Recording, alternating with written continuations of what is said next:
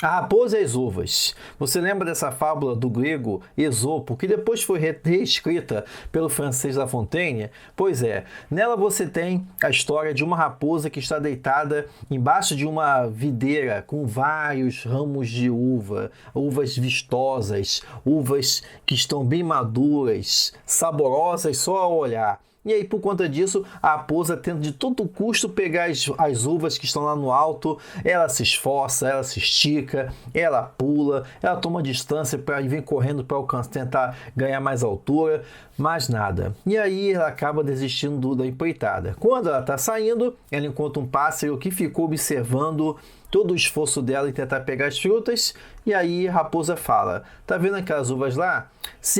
Elas estão verdes, porque se eu tivesse certeza que elas estivessem maduras, eu teria feito muito mais esforço para poder pegar. E sabe como é que é, né? Eu não posso ficar comendo uvas verdes porque elas não são para um paladar fino como o meu. Ou seja, como ela não conseguiu pegar as uvas, a famosa moral da história, né? Conseguiu pegar as uvas, então o melhor fazer é desdenhar das mesmas. É isso que acontece com a editora Leia em relação a dizer que a literatura fantástica está em retração no mundo.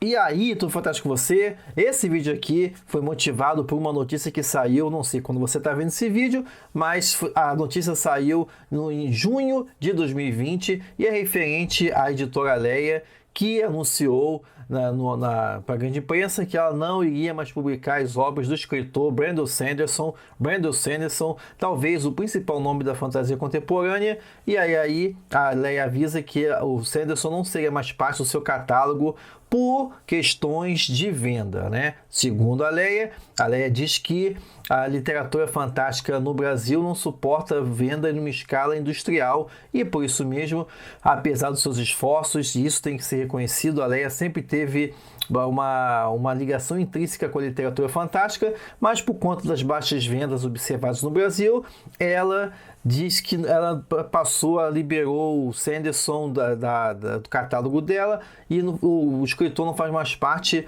da editora, né? Então o que acontece aqui, o que chamou a atenção no meu ponto de vista na notícia, é ela dizer que a retração da literatura fantástica, da venda de literatura fantástica, acompanha também o cenário internacional de retração da literatura fantástica como um todo, né? E que o Brasil não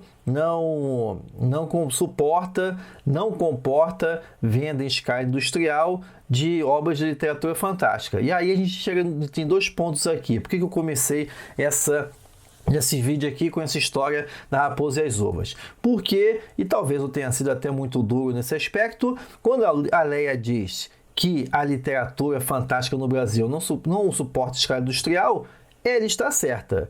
Mas, e aí a razão da minha crítica, é o fato de que altura ela está olhando isso? Qual é o ramo, qual é a uva que ela está mirando? Não é?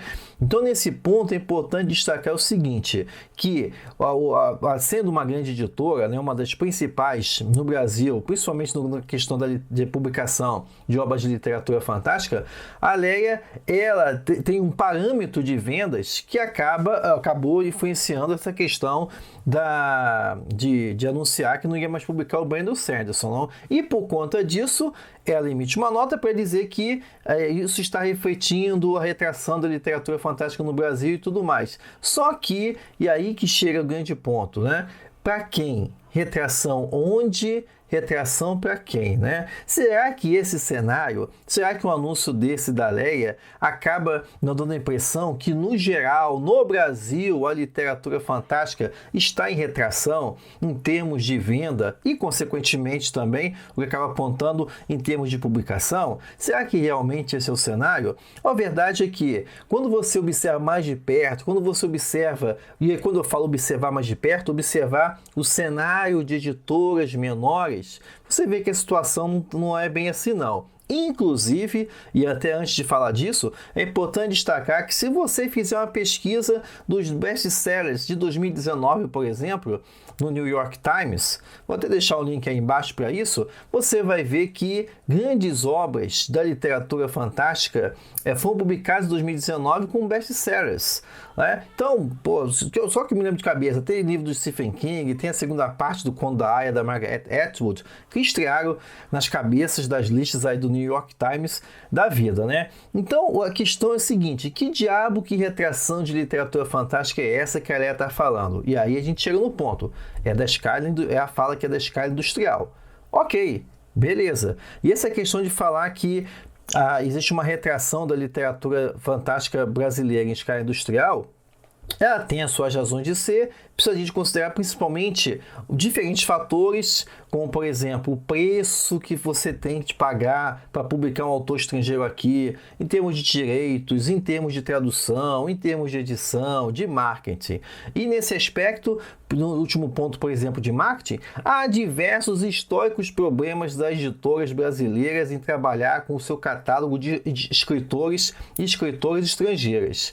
As editoras brasileiras de grande porte não sabem trabalhar o seu catálogo de escritores e escritoras estrangeiras ligados a qualquer vertente da literatura fantástica, tá? Você vê poucas sabendo fazer um trabalho de base, editoras de grande e médio porte, para citar aqui o caso até do Darkside, que faz um trabalho bom nesse sentido, de você criar uma antecipação, de você criar todo um sentido de necessidade daquela obra, de você saber se comunicar com o público. Não, o que a gente vê é que a obra sai, você ouve falar que a editora tal está traduzindo o livro, e aí um dia você descobre que o livro está na livraria. Não tem preparação, não tem um envolvimento do público, não tem nada. E o que acontece? O que acontece é que a obra de cara ela já sai numa venda. Uma venda que não contempla os investimentos iniciais. Junta-se a isso também, e aí entra a parte do consumidor brasileiro, o consumidor brasileiro é complicado no sentido de que muitos leitores e leitoras não compram o livro quando ele é lançado com a alegação do preço e vão falar o quê? Vou comprar quando sair na Black Friday, vou comprar quando sair na promoção. Nenhuma livraria aguenta sobreviver de venda de promoção, de você esperar a Black Friday para poder sair. Mas o livro no Brasil é caro. Ok, nem vou entrar nesse mérito, isso é pauta para outros vídeos, de falar, o livro é caro, qual o parâmetro que você está tomando de livro caro? O livro é caro, o livro é tão caro quanto a cerveja que você gasta no final de semana, mas beleza, cada um gasta o seu dinheiro como quer, né? E o valor que você dá à cultura. Mas nesse ponto, o ponto central aqui desse vídeo é falar o seguinte, a altura da uva que a Leia estava mirando quando dizia relacionado que a literatura fantástica está em retração. E aí a gente entra num olhar mais de perto em relação às editoras menores. Há diversas editoras pequenas, editoras independentes que vêm fazendo um trabalho magnífico, um trabalho brilhante e que mostra que a literatura fantástica no Brasil está em plena propulsão a partir do momento que você saiba para quem que você está falando. Tem editora que é especializada em fantasia, em ficção científica, em clássicos da literatura gótica, em obras esquecidas do fantástico, que estão aí fazendo um trabalho de primoroso e que mostra muito bem que existe público a partir do momento que você sabe trabalhar esse público. É isso que eu até canso de falar lá no curso Como Criar Histórias que Vendem, que parte também se liga a um dos eixos do curso, que é essa questão do escritor e da escritora saber trabalhar o público para quem está escrevendo. Quem escreve para todo mundo, quem quer vender para todo mundo, não vende para ninguém. Você tem que saber para quem você está se comunicando. Você tem que se comunicar antes, para depois você saber como é que você vai vender. Isso é lógico se você quer vender o seu livro, né? E quem quer escrever só para escrever, que se realiza só para isso, beleza. O próprio curso, o Como Criar Histórias que Vendem, não é para esse pessoal.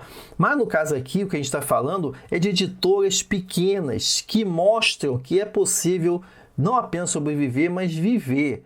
né? Porque é lógico, tem editores que fazem um trabalho apaixonado, que ficam no 0 a 0 na publicação, né?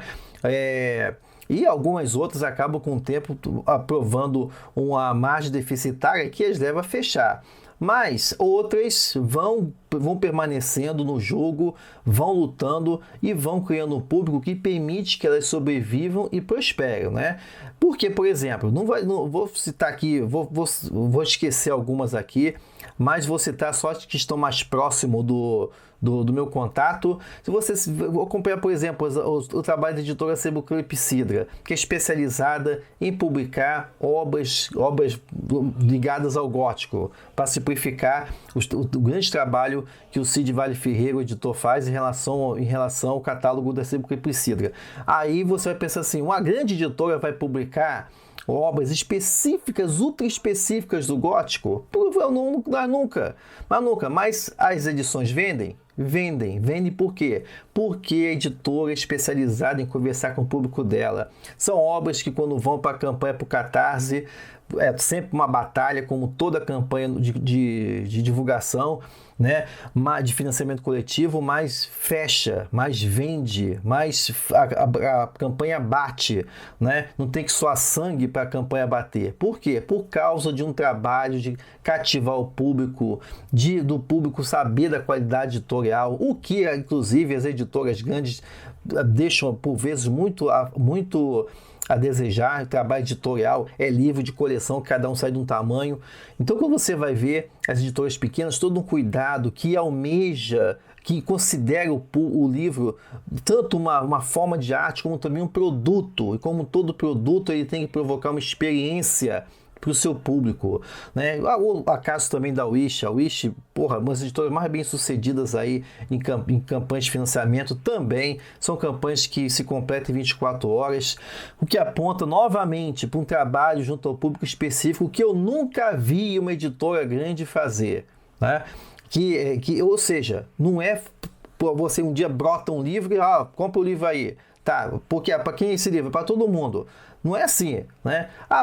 Para citar um caso de ficção científica, a Draco, desde tempos imemoriais, vem fazendo um trabalho primoroso na divulgação de escritores nacionais.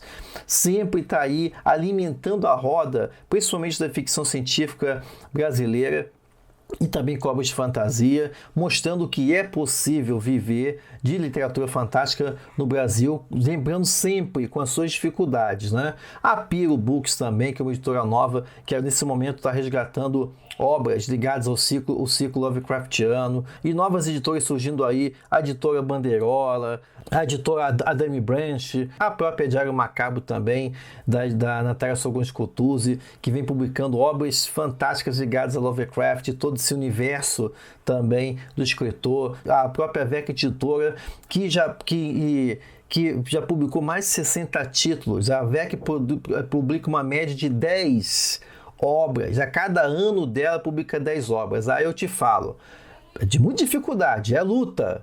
O próprio editor Arthur Vec é um dos editores que eu mais vejo aí engajado em tudo que é lugar. Eu nunca vi um editor aparecer tanto quanto o Arthur Vec na luta aí, mas está aí, vai lançando, publicando, né? Aí vai dizer que se tivesse 0 a 0, se tivesse dando prejuízo, trazendo prejuízo para a própria vida dele, para a vida familiar dele, ele ainda estava publicando? Né? É só paixão? Não, porque também é uma questão de você saber vender. Você tem que cativar, você tem que ir atrás do seu público. É uma dificuldade que os editores, que os trabalhos dos editores vai mostrando nesse processo, de que é possível fazer o Fantástico Nacional, não apenas sobreviver, mas de se disseminar também, né? O próprio Guilherme Tolomei, editor da Caligari, que publica o Ricardo Labuto Gondim e o Otávio Aragão, mostra que a dificuldade é tremenda, a dificuldade é grande, mas é possível você fazer um trabalho para um público específico,